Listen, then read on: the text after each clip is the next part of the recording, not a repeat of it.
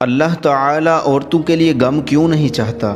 قرآن میں اللہ تعالیٰ نے بار بار عورت کو غم نہ کرنے کی تلقین کی ہے۔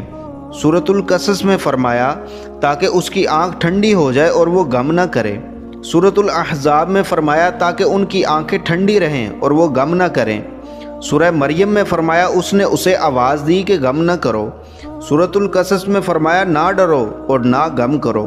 قرآن مجید کی ان آیات میں خاص طور پر عورت کو غم سے بچانے کی بات کی گئی ہے، کیونکہ عورت کا غم بہت گہرا ہوتا ہے، اس کے جذبات نازک ہوتے ہیں۔ غم اس کے چہرے سے رونق چھین لیتا ہے، اسے کمزور کر دیتا ہے، اور سائنسی طور پر بھی غم عورت کے جسم میں موجود ہارمونز پر اثر ڈالتا ہے۔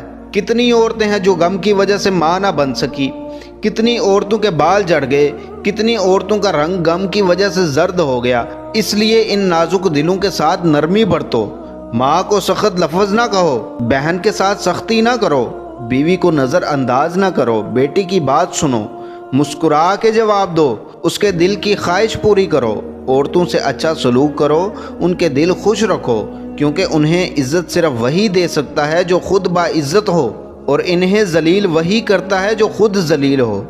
تمہیں معلوم نہیں کہ ان کے چہرے پر مسکراہٹ لا کر تم اللہ تعالیٰ کے کتنے قریب ہو جاتے ہو۔ یہی عورتیں اللہ تعالیٰ کے بعد تمہاری خوشیوں، تمہارے رزق، تمہارے سکون کا ذریعہ ہیں۔ عورتوں کے بارے میں اللہ تعالیٰ سے ڈرو، ان کا خیال رکھو، ان کا مان بنو، ان کا غم نہ بڑھاؤ۔ بخاری شریف کی حدیث ہے، استوصوا بالنساء خیرا، عورتوں کے بارے میں بھلائی کی وصیت کو سنجیدگی سے لو۔